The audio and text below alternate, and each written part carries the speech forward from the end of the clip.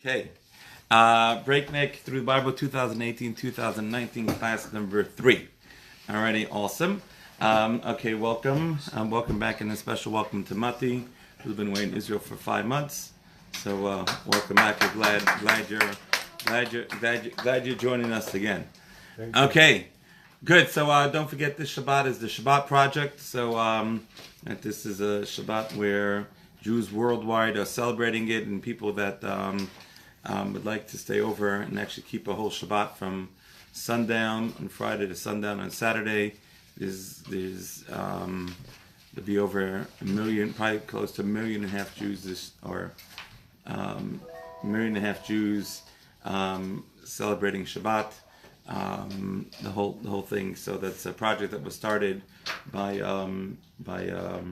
the chief rabbi of South Africa. And so it's so this week is Jews from all over getting together to do that, and would like to participate and to come join us. We'd love to have that. We're actually having a YJP Shabbaton this Shabbat, and it's all good.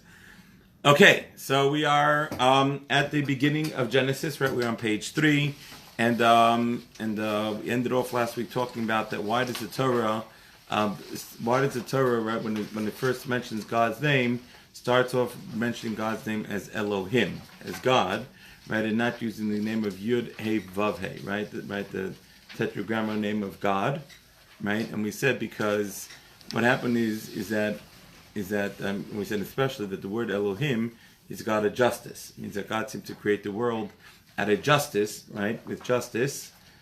Using the name of justice and not the name of God. And yet we know that the only reason that God created the world was out of mercy, right? It means that God created the world because he wanted to give. So the whole reason that we are here, the whole reason the world exists, is just so that we can receive, right? Just we can need the kindness from God. And since this whole world is just about receiving the kindness of God, therefore at that point in time, it's all built on kindness, on chesed. And that's what the verse says, Olam Chesed Yibana, the world is built on kindness. And if the world is built in kindness, we said, so why does God, the name of God that is used as a God of justice, it should be the God of mercy. Right? And so we pointed out that what is the greatest kindness that could exist in the world? And is that we become God-like. And how do we become God-like? So we become God-like by God as a giver, by us being a giver. Right? Because it's emulating God. God as a giver, so too we should be a giver. And if our job is to become a giver, so if God was just to give us all this goodness, right, then we would become takers, not givers. And so therefore there wouldn't be the ultimate good. So what does God do? So he creates a system, right, where we can earn what we get. Right? And so how do we earn what we get? Okay, so God says, okay, if you keep kosher, then we could give you we could give you life, if you, right, and everything that we do, meaning that the way that we earn what we get, and therefore we're not takers, but we're givers, right? And so therefore that's why it starts off with Elohim, God of justice, meaning that we earn what we get. Okay, so the whole world was created as a way, right, for us that we can earn what we get. How do we earn it? So we earn that through doing Torah and mitzvahs, through the study of Torah and mitzvahs. That's the way we earn what we get. Otherwise, we're just taking from God, and we're takers. And at the end of the day, we can't reach the full potential of ours as being takers and not being givers. And that's why it starts off with Elohim. Also, we said that if the whole purpose of the world is to teach us that the whole purpose of the world is for us to create a relationship with God, right, and us to know what to do, right, moral and ethical, right, morals and ethics, right, from the Torah. So why doesn't the Torah begin from the middle of Exodus, when it actually starts the commandments in real, right? Right now the commandments aren't really, right? The commandments are really in the whole book of Genesis. There are only 3 commandments. They're repeated later on as well in the Torah. And the first 11 chapters of Exodus, there are no commandments. So why is the first 61 chapters of the Torah written if the Torah if it's only here to teach me commandments, right? It's only here to teach me right and wrong and doing the right in morals and ethics. Why do we need to know the whole book of Genesis and the beginning of Exodus? So I said there are 2 reasons. Number 1 is to know that God is the creator of the universe. Why is it important to know that God is the creator of the universe? Because it's God's world. And since it's God's world, God makes the rules, right? Now we, obviously like that, unless we disagree with those rules, and then we like making our own rules, right? So, but really, right? But the idea is that the Torah begins with God creating the world, right? To give me the message that God is the creator of the world, hence He makes the rules. And then we have a choice. We could follow the rules, or we can get off His world. Okay, right? Right? Is that right? It's His rules, right? And so that's our job is to follow the rules. So that's number one, why it starts off with the creation of the world. And number two is that the book of Genesis is really one long lesson in cause and effect. Yeah, the Jewish people do A, and B happens, right? And person does A, and B happens. You do good, you get rewarded. You get punished, right? You do bad, right? There are consequences to your actions, right? So really, that the whole world is really just this idea of the world being a place of reward and punishment, right? A place of that there are consequences to our actions, and having consequences to our actions is probably the most important idea, as that means what you do matters. If you want to say, well, God, I really don't want you to do anything like depending on what I do, right? So then at that point in time, what you're really saying is, God, make me don't count. And that's something doesn't sound right. But make me that it doesn't matter what I do. And if it doesn't matter what you do, right? So if it doesn't matter, so then at that point in time, right, you're irrelevant. Right? So actually that God holds us accountable for what we do is a tremendous, we should feel so blessed by that, right? We should really feel honored, right? That God goes ahead and God says, right, it matters what you do. Right? So like at that point in time, like those are that's really the idea, right? Of going ahead and of the Torah is really teaching me that the things that I do really matter, right? Then we could get, like we don't necessarily see the cause and effect, right? And that's right. We all bought tickets for the Mega Million lottery tonight. I'm sure, right? When you bought your tickets? No. Oh my gosh, you guys are too wealthy. Okay, well I bought my ticket. I actually last night on the way home from Dad at 11:30 at night. I figured I'll swing by if there are no lines. I'll stop. I'll get it. And so he asked me how many tickets. I said I only need one. Right, so I got my one ticket. Right, okay. And if we don't win it, then what do we say? God, how does that work? How could? By the way, so at 9:01 you could wish me. 10:01 you could wish me Mazel Tov. Okay, because that's for the Mega Bowl. Yeah. So I got the ticket. A large amount. Or something? Yeah. So that's like 1.6 billion or something. It's wow. enough. That's the Powerball. It's a Mega Million. The Powerball is 626, and that's tomorrow night. So enough to support that. Enough to support that for a couple years. That's what I figured. So I figured. So we're I thought there was a Friday draw. No, nobody won. Next Friday. This coming. Yeah, yeah. That's for what? If nobody wins. Yeah, but they When didn't did increase you the buy your pot. ticket, Rabbi? What? When did you buy your ticket? Last night. Last night. Last night. The reason no one won last time is Right, that's what I figured. I meant to buy one last Friday. I ran out of time. Shabbat was coming, so that's what I figured. That God was just clearing the way. for you. So Thank you. So we're going to learn Torah instead. Yeah. But I'll tell you something. You want to hear something amazing?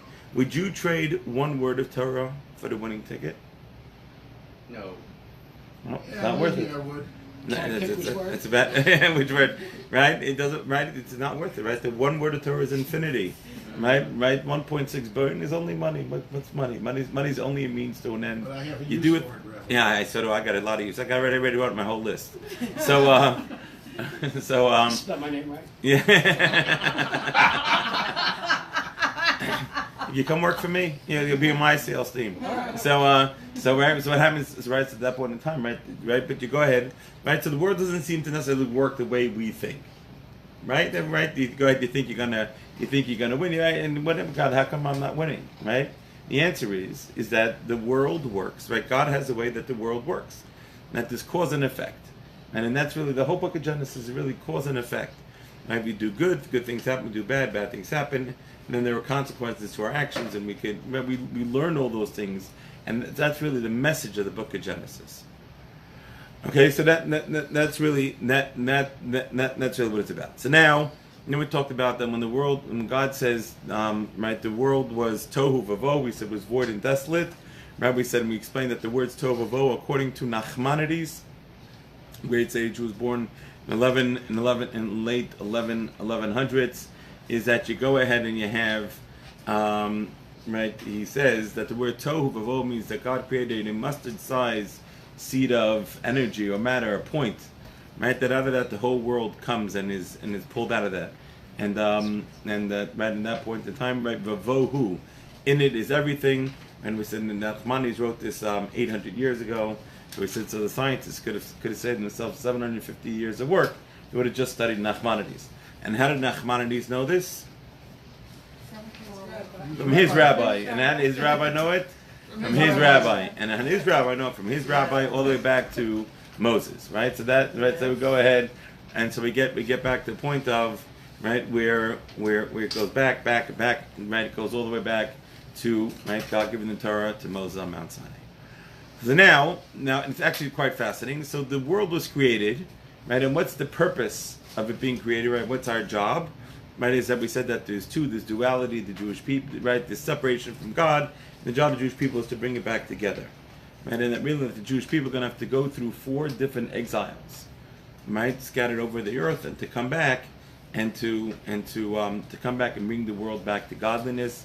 And that's actually what we said, that in verse number 2 is the first place in the Torah where it talks about the 4 different exiles that the Jewish people are going to have to go through. Right? The 4 different exiles. And if you take a look in verse number 2, it says as follows, right? And the earth was void and desolate, and darkness on the face of the depths. Right? So it says our sages, Tohu vavohu v'choshech apnei sahom. Right? Tohu is the Babylonian exile. Vavohu is the Persian Media exile. Darkness is the Greek exile. And the face of the depths is the Babylonian exile. Right? That already encoded in the second verse of the Torah, God really talks about the 4 exiles that the Jewish people are going to have to go through. Right? And that our job as we go through these exiles is to help to bring the world back to godliness. Right? That's right. That's how the world is. That's how the world is set up. Okay, we got it right. Darkness, void, and desolation. Darkness on the face of the depths. Ruach, and the Spirit of God hovering the water. That's the Spirit of Mashiach, and that's really how what the Torah goes ahead and says this. Okay, and that's the purpose, right? Because the purpose of this world is to go ahead and for us to bring the world back to godliness. Man, how do we go about to bring the world back to godliness?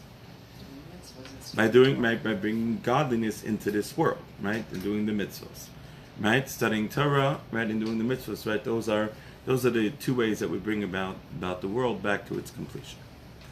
Okay, excellent.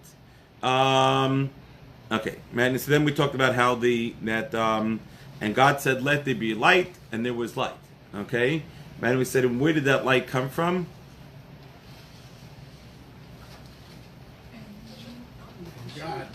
Right, well, where did it not come from? The sun. The sun. It didn't come from the sun. Even though God calls it day and night, that's not the sun. How do we know it's not the sun? Because the sun wasn't around until day 4. And if you take a look in day 4, right? We said verse number.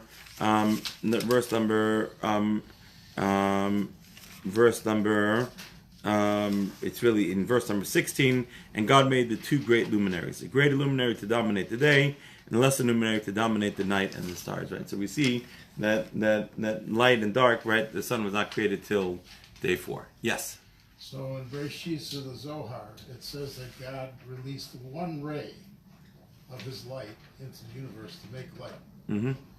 1 ray. Right. So it's actually quite fascinating, because if you talk about the idea of this light coming from some other source than from the sun and the moon, right? So then, where would that light come from? God, or really the explosion of the world, right? The Big Bang. And as Norm points out, that at the beginning of the Big Bang the world was too hot for there to be even light. It was 3,000 until it got down to 3,000 degrees Kelvin. So it's actually quite interesting, because did God create the world in daytime or nighttime? Nighttime. Mm-hmm. Right? So the light only comes after nighttime, right, for day 1. Right? And so there was the Big Bang, right? And but what's the difference between the light of the explosion of the Big Bang in the light of the sun? The sun came later. The sun came later, right? Okay, good. The sun came later. What's the difference? What's the between the two lights? The light of the sun goes and comes back. So the way that I kind of look at it is that the light that comes from the sun actually left the sun 8 minutes ago. Right. Right. Till it got here, right? It's old light. It's old light, Yeah. right? Or what we call delayed light. The light of the splitting of the atoms or the explosion of the Big Bang is what we call instantaneous light. Right? Right? Light comes right away. Well, there was no light right away. Hmm? There was no light. And the Right, inflation was at thousands of times the speed of light. And when it expanded far enough so that the Right. temperature dropped to 3,000 degrees Kelvin, then matter started to come together. Well, good. So what happens is, right, but that's the light that comes from right here. It's not, light's not traveling from a faraway place. And what happened to this light that God created on day one? What happened to the light? Yeah, that God created on day one. It continues. No, it does. It actually, God said this light is not good, right? Is not good for the wicked to use. I have to go and have to put it away, right? For the world to come where the righteous will get to use that light.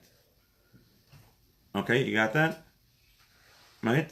Right? That in the world to come, that this light was put away.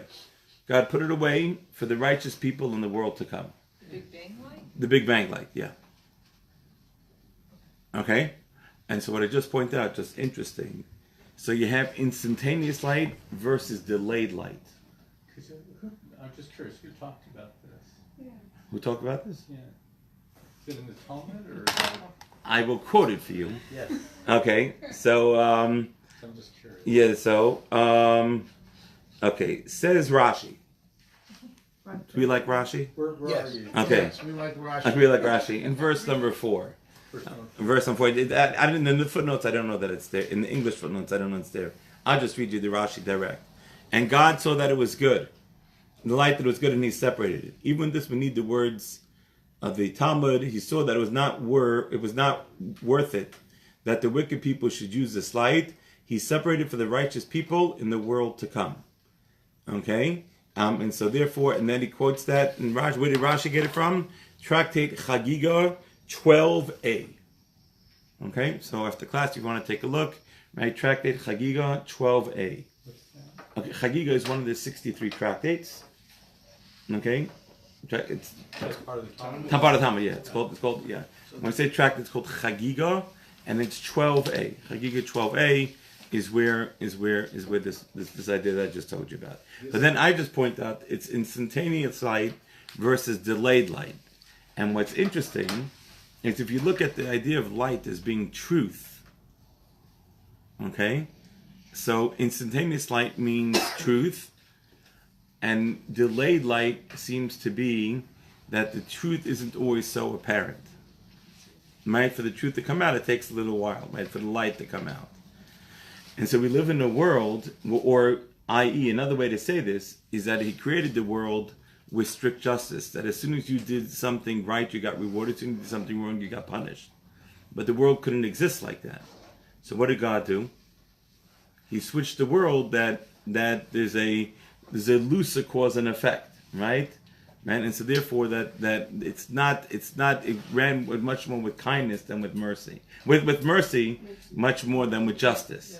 And that's why he had to switch the light from being an instantaneous light, right? Light that automatic, to going to a place where the light is delayed, right? And where at the end of the day we see good triumph, right? The triumph of good, right? Generally, right? That's how it seems to work. It's before Adam and Eve sinned?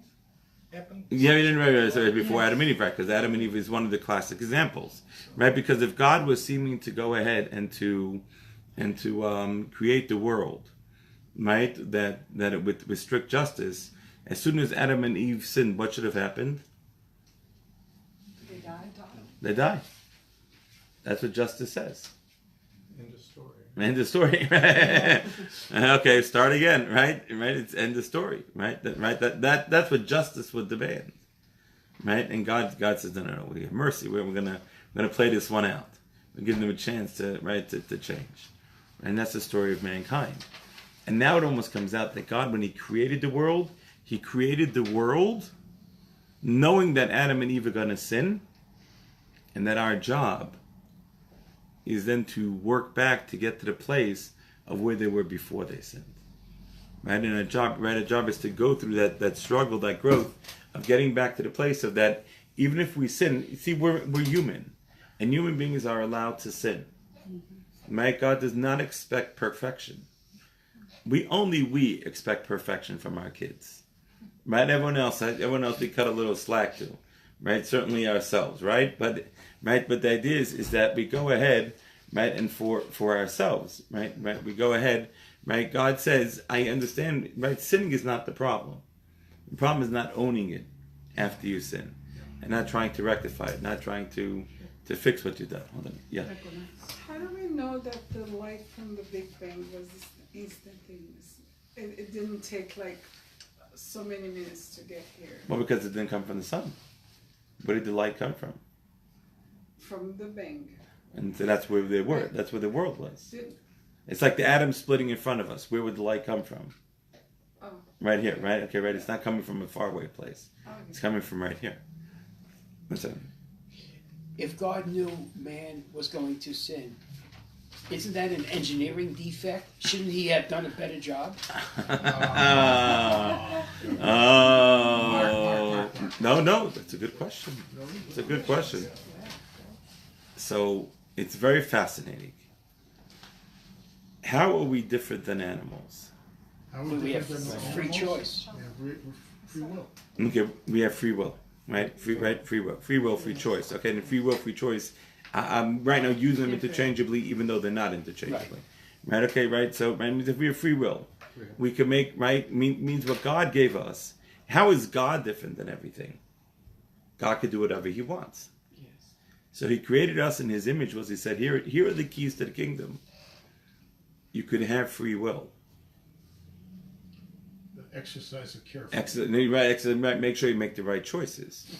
So by us giving us the keys to free will, right, which makes us human, which makes the whole world different than anything else, right? So obviously, right, we're going to get to a place of where we will mess up, right?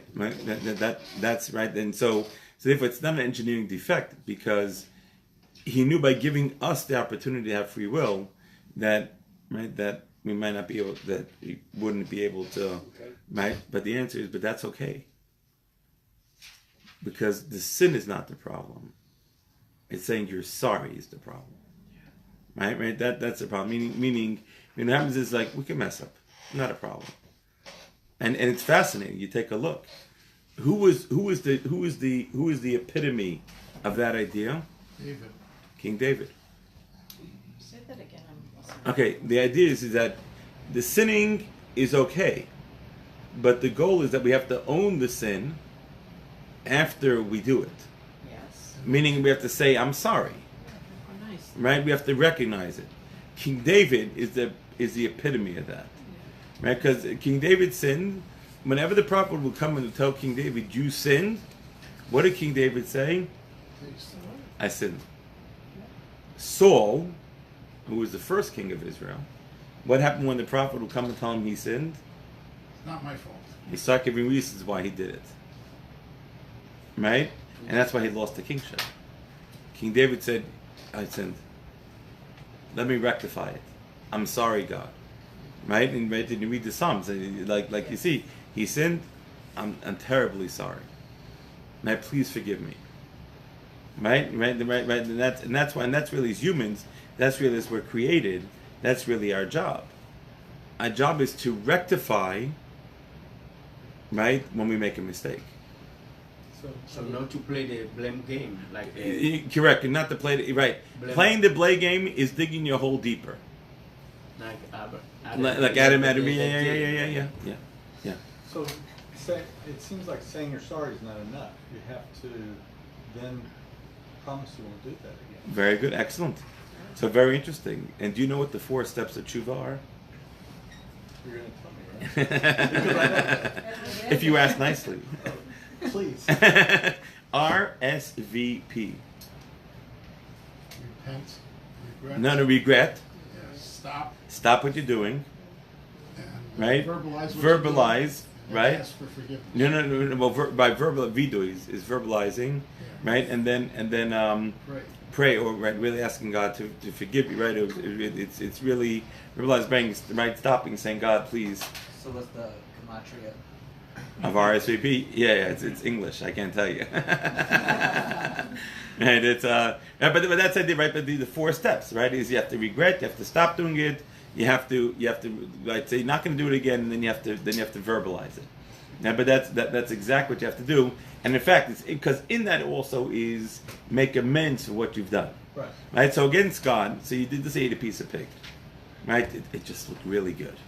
You know, like somebody posted it, I don't know, it just looked really good. And you had to eat it, and you tried not to, and it jumped off the plate and it came into your mouth, and you swallowed it, right? You know what happens? Yeah, I can imagine such a thing happening. Right? And say, right? So you sinned against God. So you say, God, I'm sorry, right? Okay, good. But let's say I was rude to a friend of mine. I spoke Lashon Hara about them. Not that would happen to you because you're also perfect, but I can imagine some people getting into such a thing, right? Right? Or you might have spoken cross to somebody. You went to this place, you should have been to your mom or dad, or even to your children, or never to your spouse. But I can imagine such a thing, right? You speak. So then, to do tshuva on that, what do you have to do? You have to stop. You have to go back to them and you have to say, okay, you know, I'm sorry for what I did. Let's talk about this, right? And to go ahead and to run through it. If the person did not accept your mea culpa, what do you do? Say it again. What if the person doesn't accept it? So it says you're obligated to go back to them 3 times, and then after 3 times you do not have to go back anymore. And then they really carry your take care sin. of the avera. Right. They don't forgive Yeah. this person. Yeah. They are the one who continue to care. Yeah. Yeah. They're the one who become guilty. Yeah. Well, Can I they just say suffer one because thing they're about still it? suffering because they didn't forgive. Yeah, right. That's right. That's forget about that. Right? When you carry around anger at somebody for being a jerk, who you hurting? Yeah, it's like You're hurting yourself, right? So forget about it, right? But that's really what it is. Yeah. Just one thing about the 3, requests for forgiveness. Mm-hmm. In idea, in theory and globally, it sounds like a very great idea. But unless you have the other RSVP stuff, it's really just patronizing. To have someone say that they're sorry and not really like you see it. Right. For sure, because you need to be real sincere. Yeah, exactly. So I think in the same breath, when I've been on the other end of that when someone says, "Well, I said sorry 3 times," right? And it's like that's chicken shit. Right. You say you have to really mean it. So in the same breath, everyone should mention. Right. It does. You forgive me. Do you forgive me? Do you forgive me? Right. You have to say, right. Do you forgive me? Okay. No. Okay. Come back tomorrow. It can't be 3 times in a row, right? And there's also rules on doing that. If the person's still angry, you're not supposed to talk to them. It says don't speak to a person when they're angry. Right. Now, do just interesting, when a person is angry, they are in a state of out of control, worse than drinking. Yes. Oh, yeah. Right? Do you know that? Yeah. It's an amazing thing. Yeah. Right? It goes at it, right? It There's no intelligence. Nobody's home. Yeah. Right? So you're talking to the wrong person. Right? You kind of sometimes just got to move on and got to come back. Right? It's fascinating. Yeah. Yeah, I'd like to offer another insight into instantaneous. Go ahead. The first stars weren't formed for 2 billion years after the Big Bang. Of course they weren't. But our time had not begun. So from our point of view, it was instantaneous light. Well, I want to point out to you something. We'll get to that. But the suns were not the original part of the creation plan. The Big Bang was, right? The Big Bang was. The Big Bang was, but it was only supposed to be a sun and a moon. There were no stars. Time was not invented until after the Big Bang. No, right. But a few nanoseconds right after. Right. But I'm saying, but the stars, right? The stars are an add-on. With the sun and the moon. The sun and the moon. Sun and moon and the stars. Right, because sun and moon and the sun and the moon had a little But tiff. you told us that what's written down is not the order. Right, correct, because it's not, again, the order is not important. But the order, according to modern theory, Yeah. is that stars did not form for 2 billion years. No, but I'm telling you is that the stars formed after the sun and the moon. Right? First God only created the sun and the moon. Where the moon got the light from? It reflected the sun. Yeah. Okay. And by the way, I actually thought it kind of pretty cool. I just thought about it. Remember we were talking about you have two different, you know why you have two eyes? Yeah. Yes. Right? You have a good eye and a critical eye. Uh-huh. Right? And how you're supposed to use your good eye. Yeah. Right? To look, Judge right? others. To judge others and, right? Then I judges yourself. Right? And it's interesting because what were the two lights that God created, right, is the sun and the moon, which look like two eyes, right? And one is like a bright white searching light, critical eye. Oh. And one is like the moon, which is sort of like a nice soft bathing color. Yeah. So I said, isn't that amazing? You have two different eyes, two different lights, right? A good light, and then like a harsh critical light. Actually, right? The two lights aren't the same. Just thought that was just a thought that I had. Alrighty, okay. So anyway, so back to verse number verse number. Okay, so verse number 4. Ready? On chapter 3. On chapter 1, page 3. Page 3, verse number 1. Chapter 1, verse number 3. Aaron, you want to read? God said, "Let there be light," and there was light. Keep going. God saw that the light was good, and God separated between the light and the darkness. God called to the light day, and to the darkness he called night. And there was evening and there was morning one day. Oh, there was evening, there was morning, one day. Right? Okay, now what's interesting is what should it really say? There was evening and the morning, first day. The first day. But it doesn't say there was evening and morning the first day. It says it was right, it says Yom Echad. Yeah. One day. So why was evening this morning one day? It's the day when God was Because God was alone, was echad ba'olamo. God was one, right? The only one in the world. Angels were not created until day 2. Okay? Right? Angels were not created until day 2.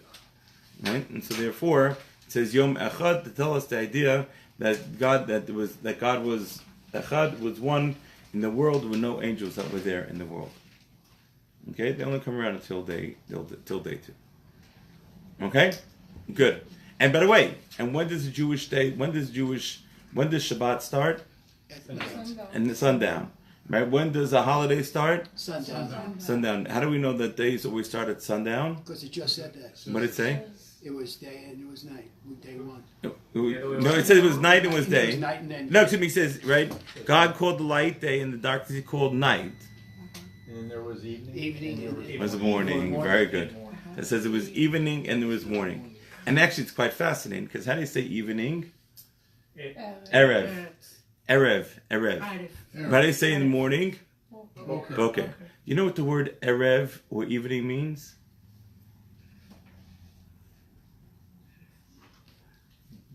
It comes from the word abuvia. Ibuvia, right? Eruv. It's a mixture. It's unclarity. What does boker mean? Morning. Control. Or bikor. You go for a bikor. What's a bikor? A doctor visit. Right? Boker means clarity. So the world goes from unclarity to clarity. Right? So it starts off at night with this mixture. Right? We don't know what it is. And then you turn around during the day and then you get the clarity.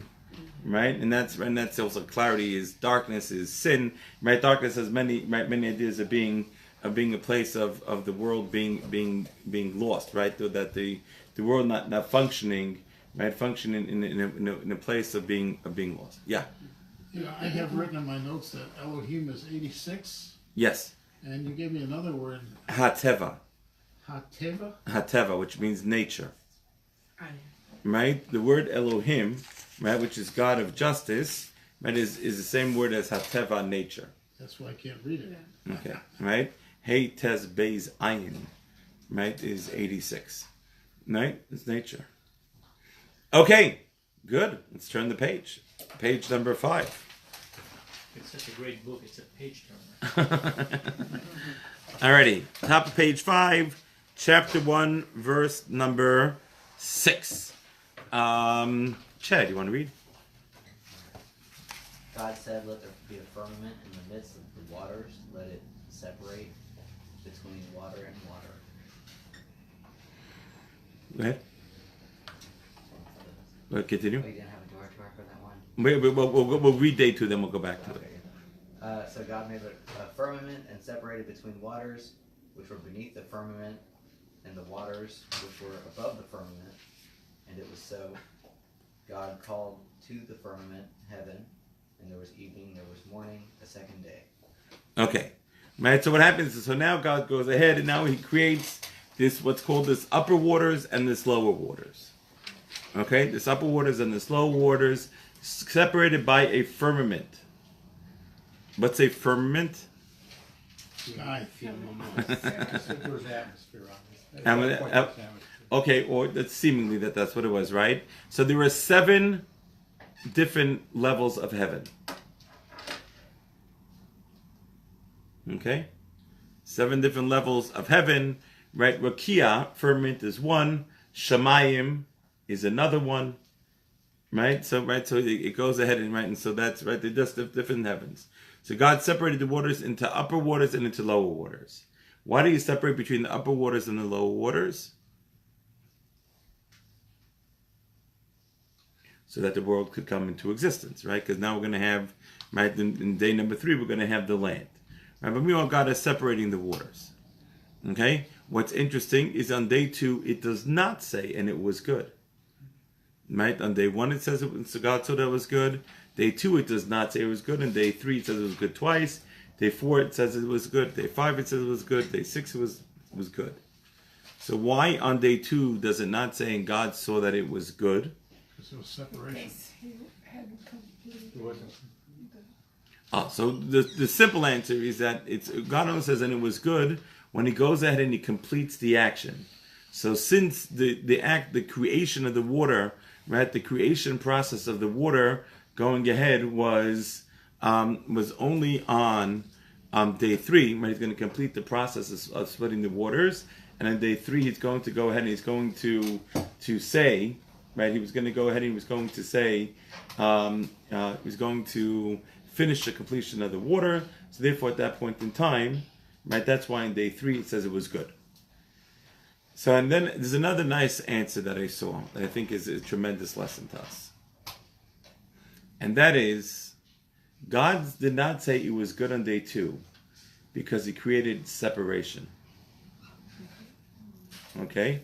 How do you say separation in Hebrew? Hafrada or machloket. Right? Separation. How do you spell that? Machlokes? Oh, Mem ches. Well, it's separation. Chelik, it's right. Chelik, the root of the word is ches lamed kuf.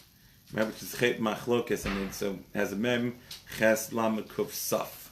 Right, machlokes, separation. Is it the same word like a malchut? No. Malchus is mem lamed chaf vav saf, which comes from melech. Oh, I see. Okay, and that's melech. That's mem lamed. The root of that was mem lamed chaf. This word is ches. That is ches lamed kuf. Right, it's actually only one letter. Right, so right, and that's when you have separation. Right, when you have separation, it is not good. And therefore, God said, right, when you have arguments, God does not say it was good. So this was the first place of separation in the Torah, and therefore, since it was the first place of separation in the Torah, God does not say it was good. It means as Jews, we have to run away from machlokas. Okay, we have to run away from separation, from disagreement. Is that what you're saying? What? Don't go to court? From it's not a question of court, because court actually might go to put it back together. right? But a Jewish court for sure. That's the goal of it, right? But the idea is that fighting, right? Machlokas is disagreement, right? Is not good, and therefore on day 2, God does not say word. It does not say, and it was good. So how do we view the Mefarshim that have different machlokot? Different things, right? So very good. So when different commentators have a disagreement on what something means, right? And we've run across into this already. Rashi might say one opinion, and then you guys start throwing Nachmanides at me, right? So let me explain to you, when it comes to words of Torah. Okay, right. So there's a famous story. In the Talmud records the following incident. A very, very insightful incident. There was a discussion going on in the study hall about there's a sad story in Jewish history called Pelegesh Begiva, the concubine of Givon. Okay, the story it's a terrible story. There was a guy who was married to a concubine from Judah, and he got angry at her. She ran back to her father's home. He went back to get her.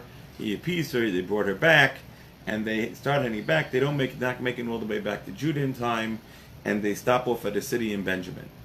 And the city of Benjamin, they go there for the night, and in the middle of the night, there's a bunch of thugs there come, and they demand that they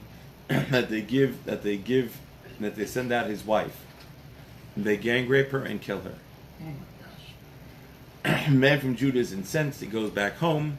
He goes ahead and he cuts her into 12 pieces and sends each piece to a different tribe in Israel. And he says, you guys, he says, look what happened to me in Benjamin. And the Jewish people were so incensed.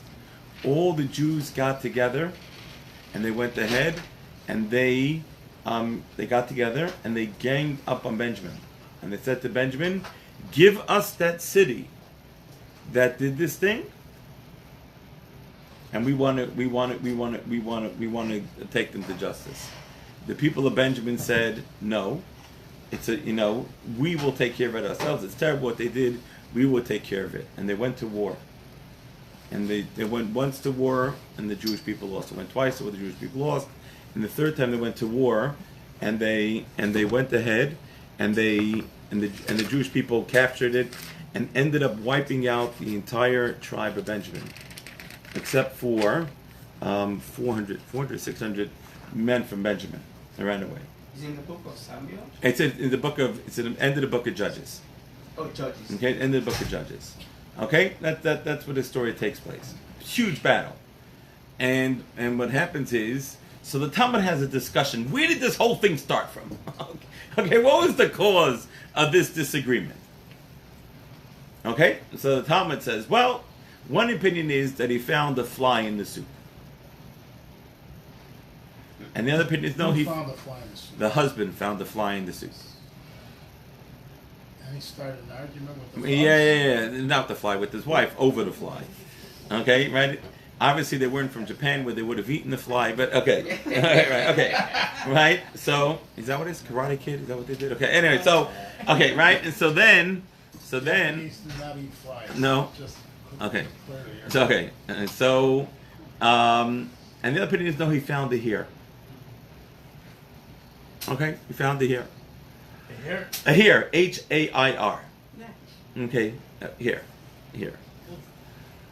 So, there's argument going on in the study hall. One rabbi says like this, and one rabbi says like this. They're arguing about it, and then, okay, the time to take a break. They've been at it for 12 hours, time to take a break, and they go out for a walk. And lo and behold, they bump into nobody else except Elijah the prophet. So they said, great, Elijah, what's going on? He says, great, what's going on with you guys? He said, man, we're studying, a story of Pelegesh Begiva, right? The concubine of Giva. And they said to Elijah, well, what are they studying in heaven? He says, you'll never believe it. We're studying the same exact story. So they said, really? So what does God have to say on this subject? So he said, well, God says, so-and-so my son says it was a fly, and so-and-so my son says it was a hare. Ve'elu, ve'elu, divrei Elokim chayim. Both of these are the words of the living God. End of story. Okay? So, okay, now let me explain to you what that means. So the answer is like this. The answer is like this. I'll give you just one way to understand this, but it's when I ask you, it's very simple. When I ask you, what color is this light? White. You tell me white. Now I say it's red. Sherry says, no, Rabbi, it's orange. And then Ryan says, no, it's green. Blue, indigo, right? Violet. Who's right? Everybody. Right? Just pull out your prism and you'll see all 7 lights. Roy G. Biv. Okay, that I remember. Roy G. Biv. Okay? Right? 7 lights. Okay? Right? 7 spectrums. So when we're discussing Torah, right? We're discussing the knowledge of God. And you imagine God as being light, right? As being this, right? So what happens is, so even in the Talmud, when they're discussing it, each one of them is taking a piece of it. It's not in totality. And therefore, both could be right, even though it seems to be wrong. I'll give you another example, way to understand it. Jewish people came to Mount Sinai. How did they encamp at Mount Sinai? When they came to hear the Torah, they were all the way around. So one Jew was looking this way, and one Jew was looking this way. Right? So this one seems to go in this direction, this one seems to be going in this direction. Right? So which direction's right? The answer is, God's in the middle, we're going this way. Right? And it's therefore, that's what the concept of Elu ve'elu divrei Elokim chayim. So what Rabbi was it a hare, was the fly? And the answer was it was both. And if you ask me, both those scenarios happened. First one, and then the second one. And the first one, actually, Talmud says it was dangerous. It's something with the hair, that it was dangerous, right? It could have made him impotent, and therefore it was dangerous. And then the fly was just another act, and so it was the straw that broke the camel's back. So the real discussion was, what was the real cause? Was it the hair that was the real dangerous part? Or was it the straw that broke the camel's back? Was it the fly that just showed just a general lack of carelessness, which meant that his life was in danger? I don't understand. Yes. The husband was mad at the wife because he found a hair or a fly in his soup? No. So that's again, the hair was not in the soup. The hair was when they were having relations. That it was there was a way that could have caused him to become impotent. Okay, it could have a piece of hair. A piece of hair. Okay, and so then what's the fly got? And the fly was in the soup. So what's the problem? I mean, he didn't rape his wife. No. No. The question was right. The question was, do you do what was the main cause, or what was the cause of her leaving? Was it or him getting so upset that she left? She left and then she got raped? Yeah, no, she left. She went back home. And then the thugs Right, no, and then the rest of the story happened. But the Talmud was saying, what started the story? Where did the story start? And so that's what it's discussing with this fly and this hair. If she never left him, she wouldn't have been raped. Right. It would never happen. She would never went back and would write this whole story. He was the cause of it. He would. So again, so that was the discussion. The husband's always wrong. What was the name of the story? What the name of the story again? Pelegesh begiva, the concubine of Giva. Yeah. Pelegesh begiva. The hill. The hill. Or Giva is the name of a place. Yeah. Right. So the question is, what are we supposed to learn from this incident? No, what are we supposed to learn? Yeah. There are 50 things. There are 50 lessons to learn. Such as if there's a fly in your soup, don't get angry. Don't get angry. Right? Okay. Right. Don't get angry. Number 2, if there would have been a central place of authority, right? If there would have been a king over Israel, so then at that point in time, then none of this would have happened, because the king would have settled it, right? But it's really, and if you actually stop and think about it, it's all about states' rights versus federal rights. It's fascinating. It's when you begin looking at the Torah and the Tanakh as just as it's a microcosm of how the world operates. Exactly. Today, it's so much something like that. It's farm selection. It's venue shopping. They wanted to try him in the court of And right, exactly. In the tribe of I do Bentzi. it all the time. Remember, I want to sue people in Dallas and not. Remember, for sure, yeah, absolutely. So it's fascinating. These things keep on coming up, but you see, right there again, they're included in the Tanakh as they're lessons for us to learn, right? And then you stop and think about it. You think tens of thousands of people were killed because of this stupid thing, right? And so before you start getting angry about something, think about the long-term repercussions of what might happen. And you say, "Oh, it'll never happen." You say, "This will never happen," right? And yet it happened. Right, there's long-term repercussions. Right, stop and think before you do something idiotic. Right, so there's right. You just gotta think intelligently. Right, you have to plan it. There are so many lessons to be learned. But the bottom line is, on day number 2, God does not say, and God saw that it was good because there was machlokes, there was division. The only division that you're allowed to have is when you argue with the rabbi. Okay, that's the only time you're allowed to argue. You want to argue about Torah, that's fine. Arguing about Torah is a time-honored tradition, but even that, by the way, arguing about Torah, by the way, is a piece. You're only allowed to argue about Torah when you're looking for the truth. If you're looking to argue for the sake of arguing, says the Talmud, better you weren't created. Right? That's what it is. Otherwise, we should run away from machlokas. We should run away from division as fast as we can go. Right? There is no good machlokas. Right? The Talmud says, right? What is it? Right? The Talmud Mishnah Perek Yava says, what is machlokas l'shem shemayim? What is an argument for the sake of heaven?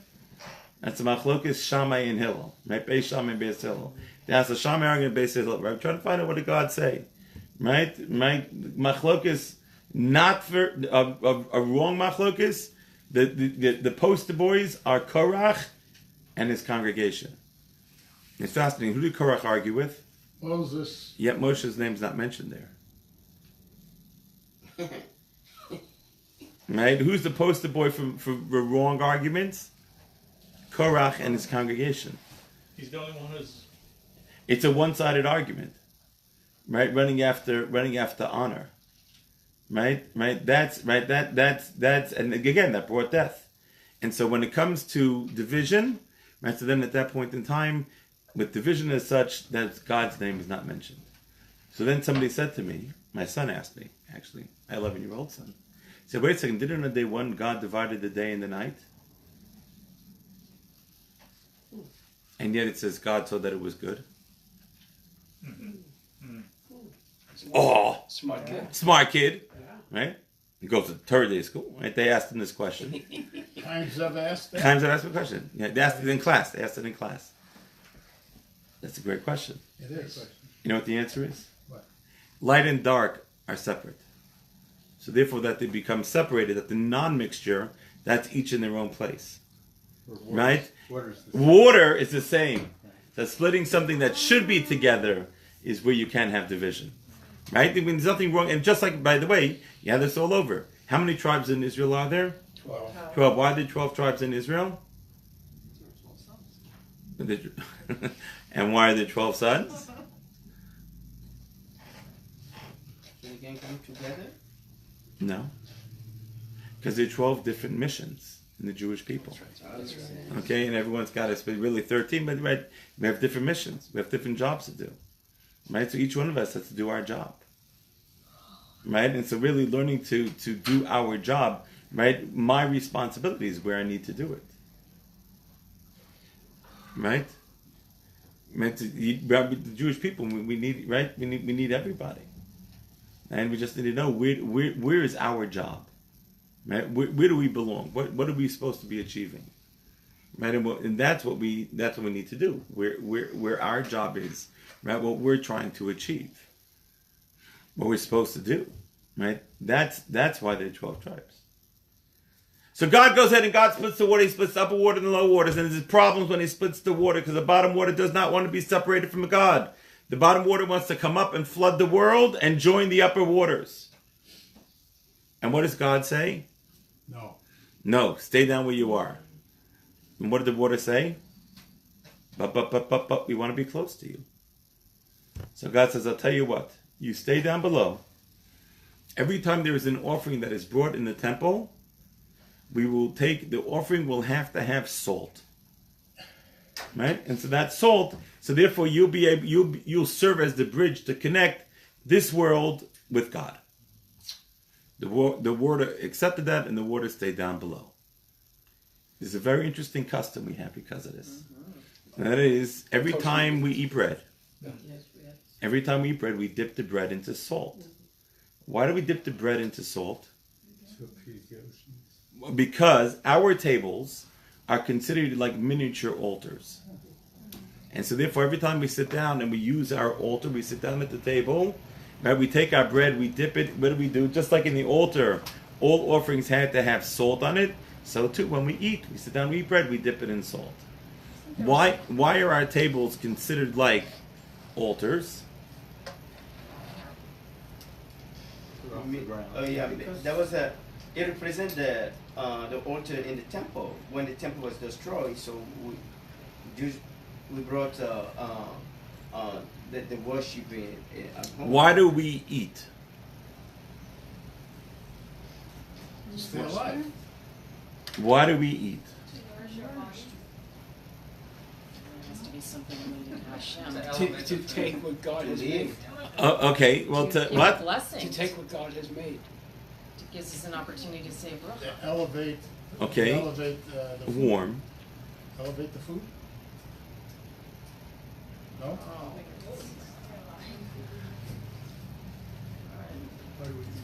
I know if you don't eat, we don't live. And what happens if we don't live? It's nourishing us so that we can give. Can't serve God. So why do we eat? To serve God. Right? Okay, right? We eat to serve God. Right? Why do we bring an offering? Right? To serve God.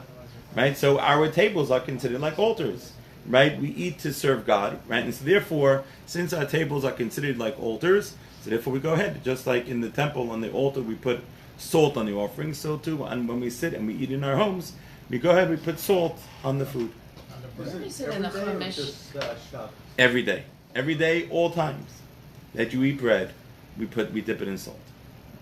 It's not tied to Shabbos. There's something in the Chumash somewhere around salt.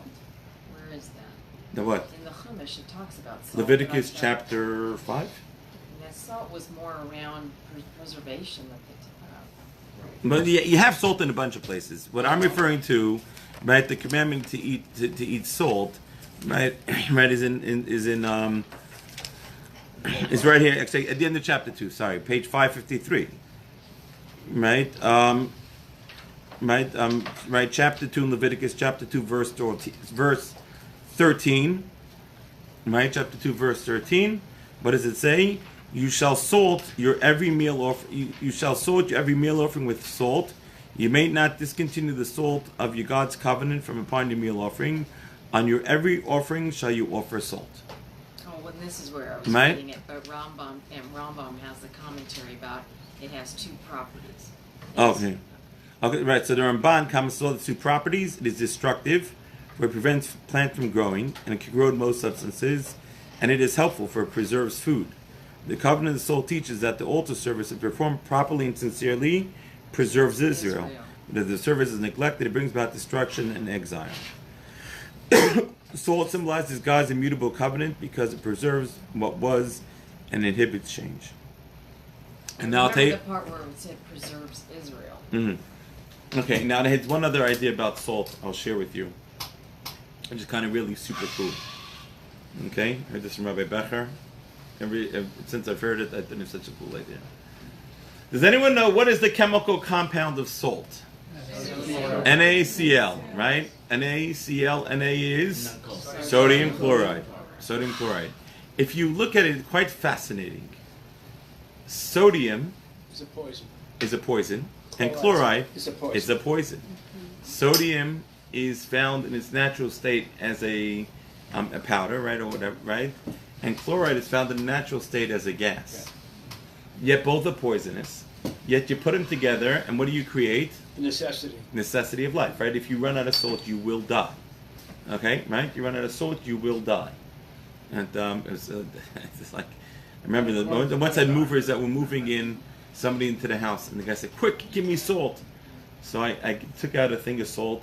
He says, "Pour me in a cup like a half a cup of salt. And poured a half a cup of salt and goes and just chugs it, Whoa. just like that. Right, because his hands were cramping up, his whole body was on fire. You need to get that salt right in. Right, if you run out of salt, you will die. Right, in the army they give you salt tablets, right? Because you need salt, otherwise you die. Right, so it's very fascinating. Yet, sodium and chloride each by itself is poisonous and will kill you. Right, right. So what happens? So what happens is, right? God says, if you take sodium, right, which is a powder, or you take physicality by itself, what will it do? Kill you. You take gas, right, chloride. You take a gas, which by itself, spirituality will kill you as well. You take physicality and you put it together with spirituality, or you take the physical and you elevate it with the spiritual, you create the staff of life. You create salt. I'm never gonna look at salt the same. Isn't it amazing? Right, and it's right in this lesson, right, of taking the physical, right, and raising it up, right, and elevating it, right, infusing it with spirituality, creating this, right, and creating this most spiritual concept. Right. That's what takes place. Right, and so that's what's on all offerings. You bring salt. Right, the idea of taking the physical and elevating it with the spiritual, infusing it with the spiritual. Yeah. But I was reading somewhere, I can't recall what the book, I think it's a Talmud somewhere, and it said that the Jews are the salt of the universe. Salt of the earth. Or the earth. Salt of the earth. The what is? The Jewish people are the salt of the earth. Okay. What does that mean? It means it could be human race cannot live without us. Right. Human race can't live without us.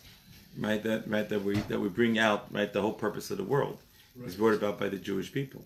But the way I understood is like the salt also in ancient time was used as a preservative and to keep food and in good condition. So what I was drawing from that means how Jews are the light to preserve, to keep the light, to keep Torah, keep the Torah. Again, that's what Nachmani says, okay. right? Oh, okay. Right. That was Nachmani said it.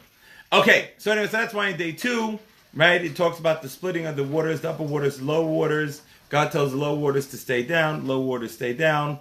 Life is great. Okay, right? Okay, yes. Not to interrupt you, but do the waters really stay down? Because when I was interpreting that, he was creating the atmosphere, the clouds. Obviously the water evaporates, goes into the clouds, goes back down, provides life for the next day because he creates plants. So it's very fascinating. I want you to know, it's very fascinating. Everything in the Chumash, I try to understand as much as I can on a simplistic level. Right? I'm a simple guy, like just to understand something. You're not supposed to agree with me, Frankie. Okay. Okay. I just no. Okay, no, good. Okay, good. On your lotto okay. Timing is not very good. So but I always try to understand it at least in a simplistic way, right? And so this verse, I always have a very hard time understanding, right? The lower waters and the upper waters, right? Because we look up and it doesn't seem that there's any water above us. So on the simplistic level, right, I understand it to mean that maybe it's the clouds. And maybe it's the ice, right? The chunks of ice that are floating around in space, right? This, right? And then I'll tell you something really cool. I have a student who was involved in a company of getting water out of the air. Yeah. Right? Getting water out of the air. He said, "Do you know how many trillion gallons of water are in the air?" Oh, unbelievable. Right? He said, and then I thought if God created the upper waters and the lower waters, that's the upper waters, right? It's the upper waters that it's talking about. Might be the waters that we're walking in. My point is, though, there's a constant circulation between the upper and the lower waters. The lower waters isn't truly staying down. So it happens to be fascinating because this how God created the world is one of the most brilliantest ways to ever create a world. You ever see the rain cycle? Right? You know what happens when it rains? Besides that God is giving, right, nourishment to the ground, which, by the way, right? Do you know every single raindrop has an exact tube it's supposed to come down? And if 2 raindrops would mix up their tubes, the world would be destroyed. What was that? Say that again. Well, let me repeat this. Okay, listen carefully. Every raindrop has its spigot, or has its tube, right, to which it comes down. Right. And if 2 raindrops would switch their spigot, would go one into the other, it would destroy the world. Why? Because God created that this has to go in this one, this going that one. It would destroy the creation of the world. Okay? And just to tell you just from a fascinating idea. Number 2, right? You say, you try to drink rainwater, you can think of no more cleaner water to drink than rainwater. Yes. And what do people tell you? Don't drink rainwater. It's not healthy. Why?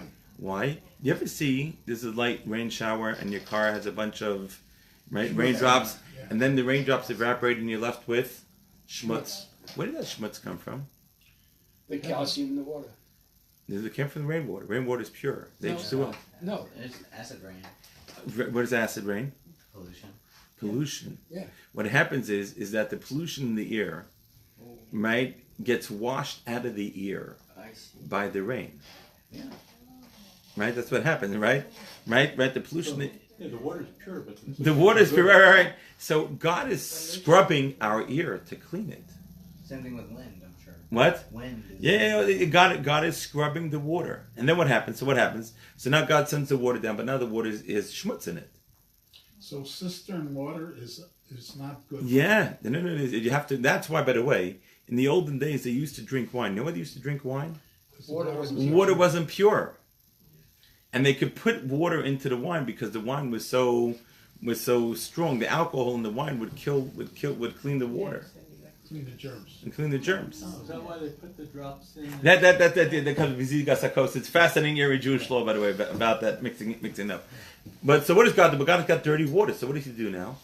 The raindrops came down, they're dirty. What does he do? It filters through the earth. It filters through the earth. What happens when it filters through the earth? Becomes groundwater. The earth makes it pure.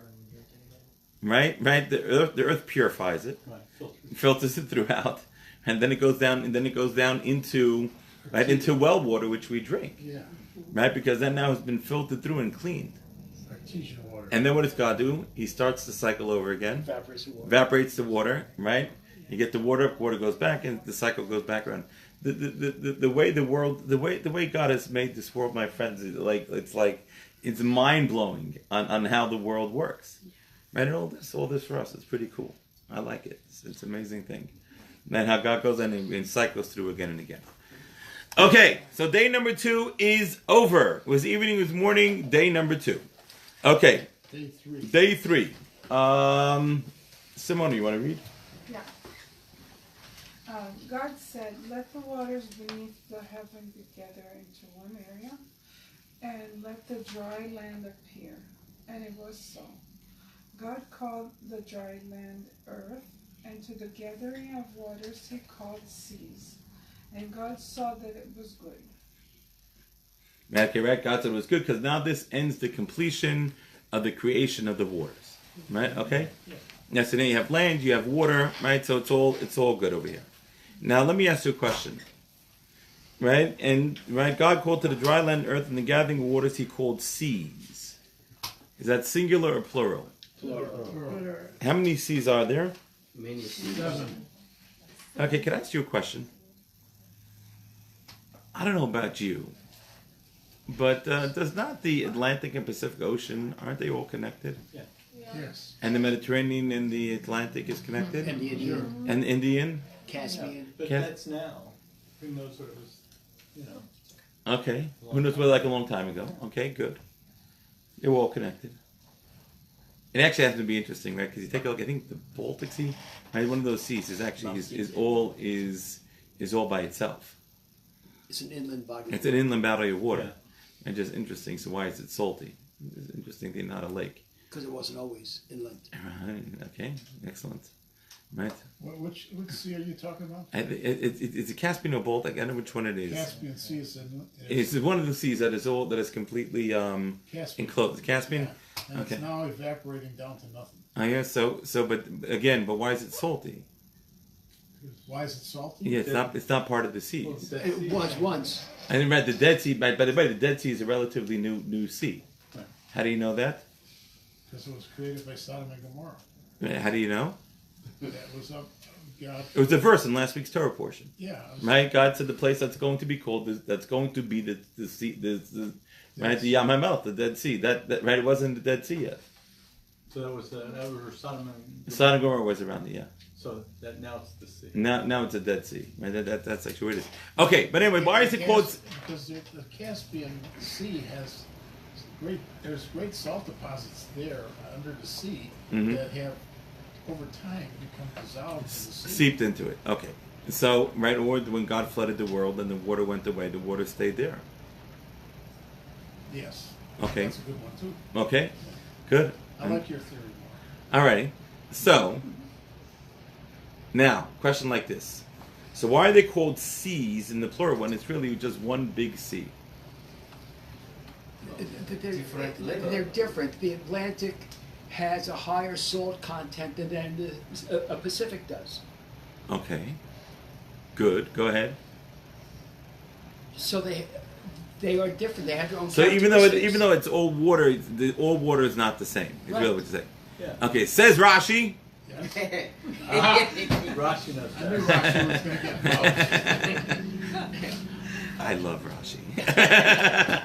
What's Rashi say? When you take you take a salmon from the Atlantic and a salmon from the Pacific, they taste different. Yes. And so therefore, since the fish in the seas taste different, Different. so therefore they're different. He doesn't use the example of the Atlantic salmon and Pacific salmon. I'm not sure he was getting the Pacific salmon in France, but he said, but since the fish in one sea tastes different than the fish in the other sea, so therefore that's why it's called seas. Now I'm going to share with you one of the most incredible. Oh my gosh! Why does God create so much water surrounding all the different countries All the and different continents? Why is there so much water surrounding the world? Why? And why is there so much water in our body? And water, right? Water is life. Can I give you one reason for the Zohar? Sure. Because water is synonymous with chesed, mercy, Mm-hmm. and this is a water planet because God had mercy when He created the earth. Okay. Good. Right. And that's right. And that's why it's just water is life. I'll tell you. Funny. I mean, my grandfather was a Kabbalist. I'm dealing with one. I have a house that is now there's water in the crawl space, and there's all these bugs in there. Oh. And so I spoke to a plumber. He said, "Get the water out." I said, "Why?" He said, "Because wherever there's water, there's life." And so therefore, that's the bugs that just show up because it's filled with water. You got to get them out. Yeah. Okay. Are you getting it out? Yeah, that's my job. That's what we're working on. Okay. Drain the swamp. Right, Dre? Amen. Okay. Next time I'm at your house, I'll be thinking about. Yeah, and I wish someone would come on because this big hole to go. Yeah, suck it all out. Okay, so listen. I'm going to tell you two amazing ideas. If you had to walk from England to America, if there would be no sea there, how long would it take you to go across? How long? If the continents were connected? No, if they were where they are now, but instead of all the space underneath it, ups and downs and valleys and crevices, would not be filled with water, how long would it take you to travel? By walking? By walking. 70 days. And it would take you a tremendous. No, because it's not. Even though the distance might only be how far is it? It's 1,500 miles. 2,500 miles in direct line, right? But if you had to walk up and down all the valleys and walk right, it'd probably be 10,000, 15,000 miles. Yeah, so God filled it up with water, so you could just sail straight across the top. Right. Right? We got it? Right? Isn't that interesting? Okay. But now let me tell you what the Talmud says, because this like this thing now is going to just blow your mind. Okay, it blew my mind. I read it, and then I read it again, and then I read it again, and then I said, oh my gosh. Like this. The Talmud says that, he says, what is this comparable to? He says a king that rules many provinces. And he has one province where the inhabitants weren't paying attention to what he wanted them to do. So what did he do? So he took his army, and he first sent a letter, stop it, and then again another letter, stop it. Finally, they're not listening. He takes his army, he puts it around the province, and he says, if you don't behave, I'm going to send my soldiers in, and it's going to be bad for you guys. He says that's the same way. God, the water around the land is God's army to remind us that we should listen to God. That's why the water is around. It's to remind us that we should listen to God. Right? And then, if we don't, we put ourselves at the peril of going ahead and of the soldiers coming in and of us destroying us. So the destruction... Go ahead. The what? The God destroyed the world with water. Yeah. I can listen, I can't talk. Right. And so we should be afraid of. Also, we are surrounded. So we're surrounded by water because that's acting as God's army. Okay, right? That it's to remind us to go ahead to do the right thing. Okay, so that's right. So that's where we go ahead, and so we have right. So we go ahead and we have God's army around us. That's what the water is around the earth. To remind us. Right, to remind us. Yeah. You said the water means that is God or It comes from God, but they're like His army. God is listening to us or something? No. It's to remind us that if we don't behave, that the water is going to come and then punish us. So what happens when a cyclone happens? Is God anger? Yeah, sure, absolutely. Oh. Tsunami. Wow. What do you think a cyclone happens? So that's why tsunami happened. What? Yeah, so tsunami, same thing. Hurricanes, right? Earthquakes. Just to remind. Volcanoes. Sinkholes, forest fires. Just to remind us. Just to remind us. So the Houston tragedy is another reminder that Correct. Wake up. The Japan. Yeah. No. I'll tell you something amazing. I don't know if you remember 9/11. Yeah. Right, and right, everyone was it was scary times, right? And the great mashgiach of the Lakewood Yeshiva, Matthew says, one of the great sages, got up to give a talk, and he says, I find it amazing that the whole world is quaking in their boots because of evil people. He said, we know people are evil. We know there are evil people in the world. He said, why is that a surprise to anybody? He says, what I don't understand is when there's a earthquake, a cyclone, a hurricane, right? All these things, right, that come about, right? He says, what I don't understand is that why aren't people afraid then? Right? Why aren't we paying attention to God is talking to us? Right? They said about the Chavetz Chaim, whenever he would hear about a tragedy, right? He would look in the mirror and say, "What can I do to change that?" Right? And we say, "Well, it happened over there. It didn't happen here." It's God talking to the Jewish people. And that we're His address. Right? And we need to pay attention. Right? God's talking to us. That was like you were talking about the two eyes. When you are looking inward, right, and you see what's happening in the world, you go, "Okay, what's my part in it?" Right? Which part do I own? Yeah. So the evil is to remind us. Evil of evil things of the world. Yes. Of which part? People or God? Water, floods. Why is that evil? Why is it evil? If it causes bad things to happen. Right. So it's to remind us. It's to remind us to pay attention, or we have to learn a lesson. Yeah. Right. It's about us learning a lesson. Right, Is that why the Democrats are here? Okay. Can't talk politics. Go ahead. Thank you. Norm, go ahead. Okay, so the people, they have a tsunami in Indonesia. Right. Does that mean that the Indonesian people did something evil or Wrong? guilty of The, something? the answer, yes. But I'll tell you what, it's not your job to tell them what they did something wrong, because you don't live in Indonesia, you don't know what it is. The people in Indonesia need to figure out what the people in Indonesia need to fix. And we need to look here. We need to look and say, what could we do? So we had a flood in Houston, Correct. right? Now, what's the sin that was done by Houston? No, so very good. The answer is it's none of your business. No. Very important. Very important. Very important. Houston, the rabbis in Houston need to figure that out. The rabbis in Dallas need to figure out why did it happen to Houston, and what's our responsibility here. Well, you figured out what you could do to help, but because you were active in helping. Right, because I said, God, we're the largest Jewish city to Houston, right? So it didn't just happen by mistake that happened to Houston, didn't happen to Dallas.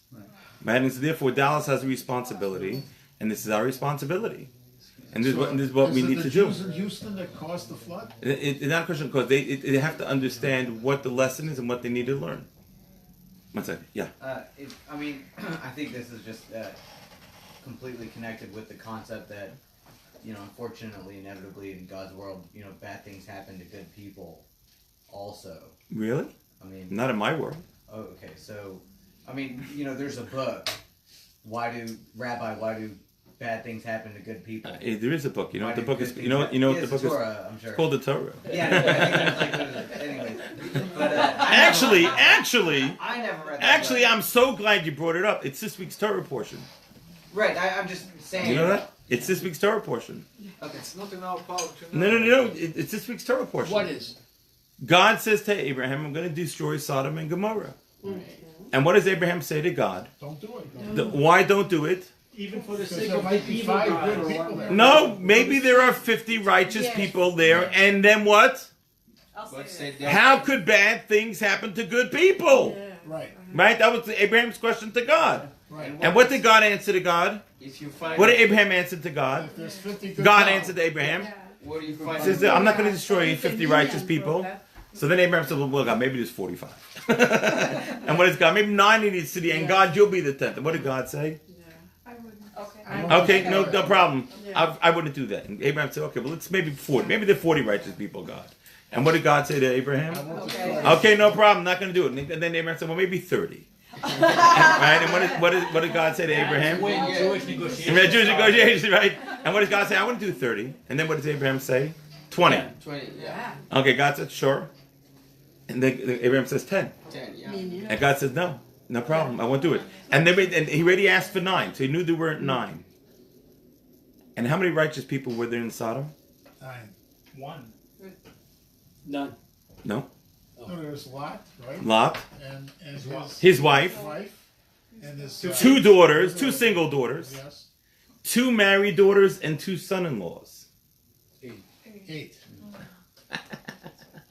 8. And how many of them was God going to take out of Sodom? 8. And he sent his angels, To take them out. took his special forces to go take them out. And what happened to the 8? 7 made it. No. His 2 married daughters and 2 son-in-laws laughed at the angels. Oh. It says, we've never seen sulfur and fire coming down from heaven. You guys, you religious people are too worried. Get lost. We're staying right here. What, is in the Torah? Yeah, you didn't read it? Chapter 19. Yeah. I'm so glad you came today. You come. I read a little. Frankie, you got to read it again. You got to read it again. Chapter 19. Right. But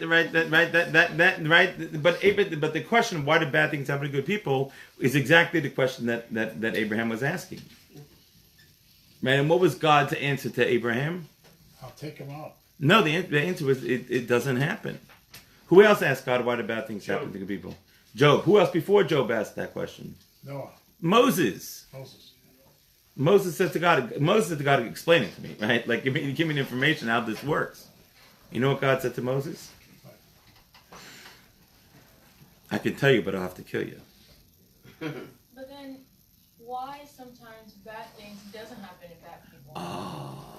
Because why will God destroy, like, for example, send like a cyclone to Houston? There were babies there, innocent kids. Why can't He just, send a message through a dream or? Excellent. No. Nobody reads their email. Went to the spam folders. Yeah, man. No. So it's a fascinating question, and ultimately, that was a question that Moses asked to God. It's God. Can you explain yourself to me? And God said a very simple answer to Moses. He said, I can explain myself to you. Except I am infinite and you are finite. And what happens when a finite computer tries to download an infinite website?